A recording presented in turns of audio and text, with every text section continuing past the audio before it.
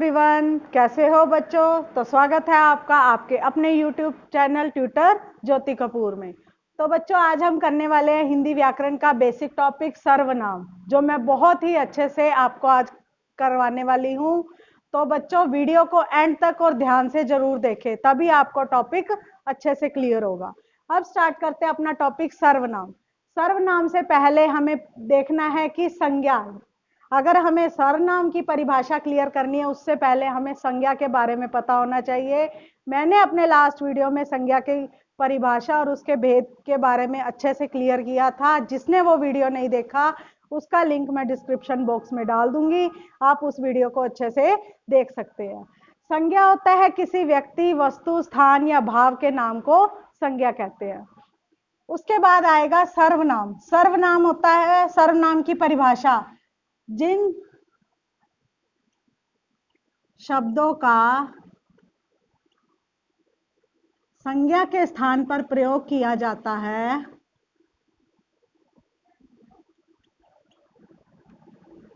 स्थान पर प्रयोग किया जाता है,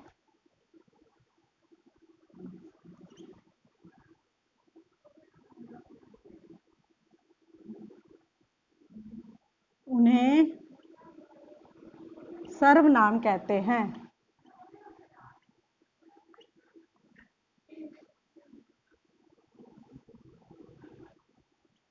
जो शब्द संज्ञा के स्थान पर प्रयोग किए जाते हैं, उन्हें क्या कहते हैं?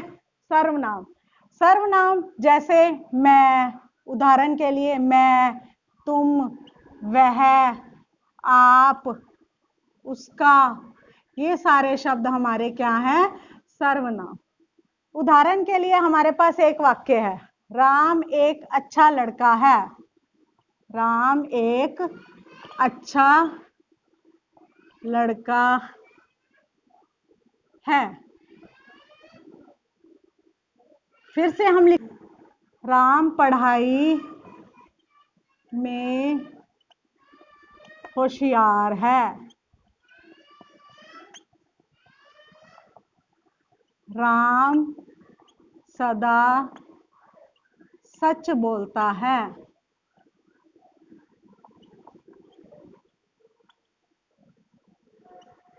राम एक अच्छा लड़का है, राम पढ़ाई में होशियार है, राम सदा सच बोलता है। हमने जो हमारे पास संज्ञा थी राम, उसका बार बार उपयोग किया। एक बार राम एक अच्छा लड़का है, फिर राम पढ़ाई में होशियार है, फिर राम सदा सच बोलता है। बार बार उसी संज्ञा का प्रयोग करने से वो हमारा वाक्य गलत होगा। अब इस संज्ञा की जगह हम जो शब्द यूज करेंगे, प्रयोग में लाएंगे, वो हमारे सर्वनाम होते हैं। जैसे राम एक अच्छा लड़का है, फिर हम राम की जगह अगर लिख दें कि वह पढ़ाई में होशियार है, तो हमारा वाक्य बिल्कुल ठीक हो जाएगा। फिर राम सदा सच बोलता है, वह सदा सच बोलता है, तो ये भी हमारा वाक्य ठीक हो जाएगा। अब हमने संज्ञा की जगह वह शब्द यूज करने से वह हमारा क्या हो गया? सर्वनाम हो गया। अगर संज्ञा की जगह सर्वनाम जो शब्द संज्ञा के स्थान पर प्रयोग होते हैं, उन्हें क्या बोलते हैं? सर्वनाम। ये था सर्वनाम की परिभाषा और उसका कुछ उदाहरण। अब हम करते हैं सर्वनाम के भेद। अब हमारे पास है सर्वनाम के 6 भेद होते हैं। पहला है पुरुषवाचक सर्वनाम, निश्चयवाचक सर्वनाम, अनिश्चयवाचक सर्वनाम, संबंधवाचक सर्वनाम, प्रश्नवाचक सर्वनाम और निजवाचक सर्वनाम। सबसे पहला है पुरुषवाचक सर्वनाम।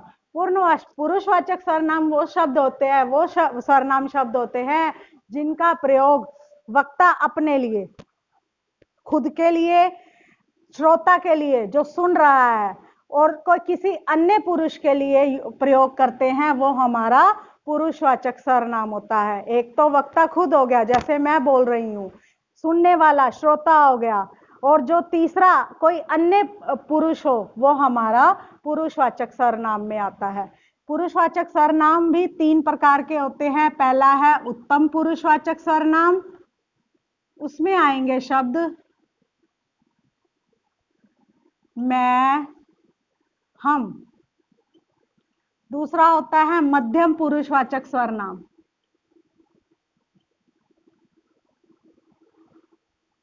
उसमें आएगा जो मध्यम, जो सुन रहा है, तुम, तू, तुम्हारा। और तीसरा है अन्य पुरुषवाचक सर्वनाम। अन्य पुरुषवाचक सर्वनाम में कौन होगा? जो उस टाइम वहां मौजूद नहीं है, जो सिर्फ, जिसके बारे में सिर्फ बात हो रही है, जैसे वह, उसका, ये सारे अन्य पुरुषवाचक सर्वनाम में आएंगे। पुरुषवाचक सर्वनाम के 3 भेद है: उत्तम पुरुषवाचक सर्वनाम, मध्यम पुरुषवाचक सर्वनाम और अन्य पुरुषवाचक सर्वनाम। अगर वाक्य आ जाता है कि तुम अपना काम अपने आप करो, अब इसमें हमें बताना है कि ये कौन सा सर्वनाम है। पहले तो हमें पता लग जाएगा कि वो हमारा पुरुषवाचक सर्वनाम है कि तुम अपना काम अपने आप करो। तुम हमारा हो गया पुरुषवाचक सर्वनाम। अब वो पूछेंगे कि वो उत्तम पुरुषवाचक सर्वनाम है, मध्यम पुरुषवाचक सर्वनाम है या अन्य पुरुषवाचक सर्वनाम है। तुम किसके लिए प्रयोग हुआ है? तुम प्रयोग हुआ है श्रोता के लिए, जो सुनने वाला है, तो वो हमारा कौन सा हो जाएगा? मध्यम पुरुषवाचक सर्वनाम। उसके बाद आता है हमारा निश्चयवाचक सर्वनाम। निश्चयवाचक सर्वनाम होता है जिन सर्वनाम शब्दों से किसी निश्चित व्यक्ति या वस्तु का बोध हो, वो हमारे निश्चयवाचक सर्वनाम। मतलब कोई भी निश्चित वस्तु, जैसे हम कहते हैं यह किताब मेरी है, किताब मेरी है। अब हमें पता है कि वो जो किताब पढ़ी है वही किताब मेरी है, तो वो हमारा किस में आ जाएगा? वो निश्चित है, तो वो हमारा आएगा निश्चयवाचक सर्वनाम में। उसके बाद आता है अनिश्चयवाचक सर्वनाम। अनिश्चयवाचक सर्वनाम वो सर्वनाम शब्द होते हैं जिसमें किसी वस्तु या व्यक्ति का अनिश्चित बोध हो, वो हमारा अनिश्चयवाचक सर्वनाम होता है। जैसे बाहर कोई खड़ा है, बाहर कोई खड़ा है। अब हमें नहीं पता कि कौन खड़ा है, कोई खड़ा है, तो कोई हमारा क्या हो गया? अनिश्चयवाचक सर्वनाम। हमें प्रॉपर नहीं पता कि कौन खड़ा है, हमें किसी अनिश्चित व्यक्ति या वस्तु का बोध कराए, वो हमारे अनिश्चयवाचक सर्वनाम में आते हैं। अगला है हमारे पास संबंधवाचक सर्वनाम। संबंधवाचक सर्वनाम वो सर्वनाम शब्द होते हैं जिनका संबंध एक वाक्य से दूसरे वाक्य में होता है। जैसे जो करेगा सो भरेगा, सो भरेगा।